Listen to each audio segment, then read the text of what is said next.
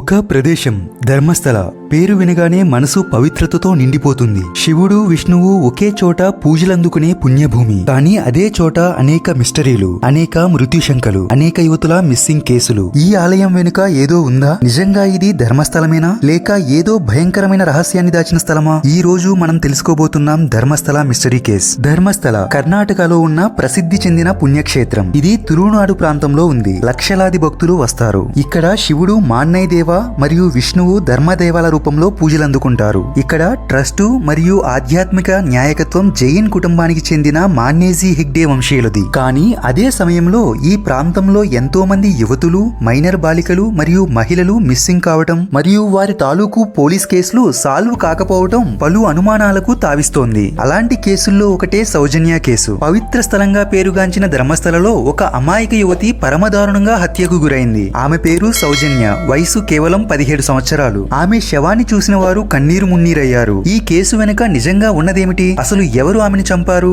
ఎందుకు ఈ హత్య మీద న్యాయం దక్కడం లేదు? ఈ రోజు మనం తెలుసుకోబోతున్నాం ధర్మస్థల సౌజన్య హత్య రహస్యం. 17 ఏళ్ల సౌజన్య బెల్తాంగడి తాలూకాలోని శ్రీధరభట్ల శ్రీ జనార్దన కాలేజ్ లో ప్రీ యూనివర్సిటీ PUC చదువుతోంది. ఆమెది సాధారణ మధ్యతరగతి కుటుంబం. స్నేహితుల కథనం ప్రకారం ఆమె చాలా సౌమ్యంగా ఉండేది. ఎవరి విషయంలోనూ తప్పుగా ఆలోచించేదే కాదు. తరగతిలో బాగా చదువుతుంది. ఇక తల్లిదండ్రుల విషయానికి వస్తే ఒక్కగానొక్క ముద్దుల కూతురు. ఆ రోజు అక్టోబర్ 9, 2012వ సంవత్సరం సౌజన్య ఉదయం ఇంటి నుంచి కాలేజ్ కి బయలుదేరింది. అప్పటి నుంచి ఆమె కనిపించడం లేదు. ఇది పోలీసు వారి కథనం. కానీ స్థానికుల కథనం ప్రకారం ఆమె కాలేజ్ అవ్వగానే కాలేజ్ నుండి ఇంటికి బయలుదేరింది. అప్పుడు సమయం సరిగ్గా 5:30 కావస్తోంది. ఆ సమయంలో స్థానికులు ఒకరు ఆమెను చూశారు. తనని పలకరించారు. స్పెషల్ క్లాస్ ఉండటం వల్ల తను లేట్ గా ఇంటికి వస్తున్నానని చెప్పింది. దాంతో సదరు వ్యక్తి అది విని అక్కడి నుంచి వెళ్లాడు. అది మరెక్కడో కాదు, ధర్మస్థలలోని ఆలయానికి అతి సమీపంలో ఉన్న ప్రాంతం. అక్కడి నుండి సౌజన్య ఇంటికి కేవలం 20 నిమిషాల దూరం. కానీ రాత్రి 7 అవుతున్నా సౌజన్య ఇంటికి చేరుకోలేదు.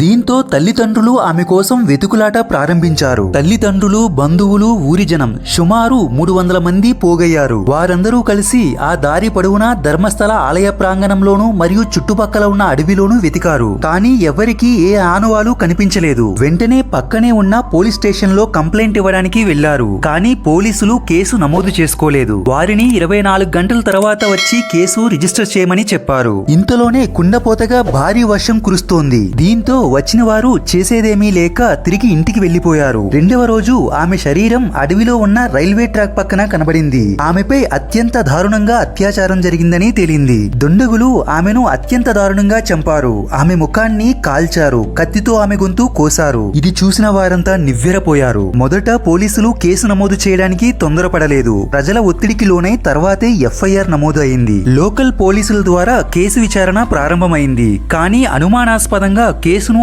ఆత్మహత్యగా మార్చే ప్రయత్నం చేశారు. కానీ సౌజన్య తల్లిదండ్రులు, గ్రామస్తులు మరియు బంధువులు ఒత్తిడి చేయడంతో చేసేదేమీ లేక సంతోష్ రావ్ అనే వ్యక్తే ఇదంతా చేశాడని కొత్త కథ అల్లారు. అసలు ఈ సంతోష్ రావ్ ఎవరు? వివరాల్లోకి వెళితే సంతోష్ రావు ధర్మస్థల పరిసరాల్లో సంచరించే వ్యక్తి. సౌజన్య హత్య జరిగిన కొన్ని వారాల క్రితమే అతడు వేరే ఊరు నుండి ధర్మస్థలకు పని నిమిత్తం వచ్చాడు. హత్య జరిగిన మరుసటి రోజు నలుగురు స్థానికులు సంతోష్ రావును తీవ్రంగా కొట్టి పోలీసులకు అప్పగించారు. అతడే ఈ హత్యను చేశాడని చెప్పారు. దీంతో ఎలాంటి ప్రాథమిక ఇన్వెస్టిగేషన్ చేయకుండానే లోకల్ పోలీసులు సంతోష్ రావును అరెస్ట్ చేశారు. రాష్ట్ర CID మొదట విచారణ చేయగా తర్వాత CBI రంగప్రవేశం చేసి సంతోష్ రావే ప్రధాన నిందితుడు అని ఛార్జ్ షీట్ దాఖలు చేసింది. CBI కేసు ప్రకారం సౌజన్యను బలవంతంగా లాక్కెళ్లి అత్యాచారం చేసి హత్య చేశాడని ఆరోపణ చేసింది. కానీ 2023 జూన్లో ప్రత్యేక CBI కోర్టు సంతోష్ రావును నిర్దోషిగా విడుదల చేసింది. ఈ కేసులో ఎలాంటి ఆధారమూ లేదు. ఫోరెన్సిక్ నివేదికలు, సాక్ష్యాలు అన్నీ అభాసుపాలయ్యాయి. ముఖ్యంగా వైద్యాధికారి చేసిన తప్పుడు విధానాల వల్ల కేసు మొదట్లోనే దెబ్బతిన్నట్లు తీర్పు ఇచ్చింది. కోర్టు తీర్పు ప్రకారం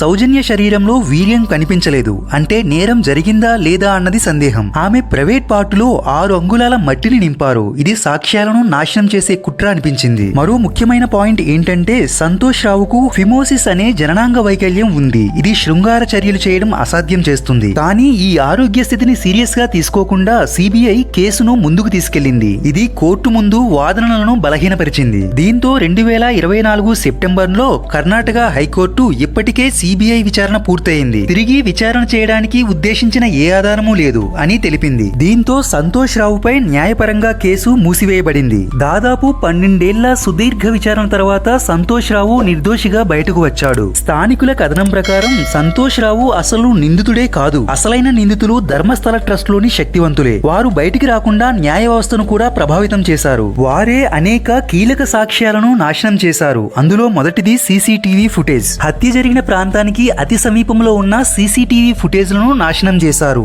సరైన టైంలో పోలీసులు సీసీటీవీ ఫుటేజ్ ను స్వాధీనం చేసుకోలేదు. అంతేకాకుండా యశోద అనే ఐ విట్నెస్ నలుగురు వ్యక్తులు క్రైమ్ స్థలంలో ఉన్నట్లు చెప్పారు. కానీ ఆ నలుగురు వ్యక్తుల్ని పోలీసులు విచారణకే పిలవలేదు. ఆ నలుగురులో ఒక వ్యక్తి ధర్మస్థల ట్రస్ట్ కు సంబంధించిన వారికి అత్యంత దగ్గరి బంధువు. మరో ఇద్దరు ధర్మస్థల టెంపుల్ లోని సిబ్బంది. ఇక 4వ వ్యక్తి రవి పూజారి. యశోద అనే సాక్షి ఈ నలుగురు వ్యక్తులు హత్యా సమయంలో ఆ ప్రాంతంలోనే ఉన్నారని నిర్ధారించింది. కానీ పోలీసులు వారిని విచారణకే పిలవలేదు. ఒక సెక్యూరిటీ గార్డు రవి పూజారి అనే వ్యక్తి సౌజన్యను ఫాలో చేసినట్లు చెప్పాడు. కానీ కొద్ది రోజుల తర్వాతే అతడు ఒక అనుమానాస్పద స్థితిలో మృతి చెందాడు. ఇంత జరిగినా కూడా రవి పూజారి హత్య కేసులో పోలీసులు ఎలాంటి చర్య తీసుకోలేదు.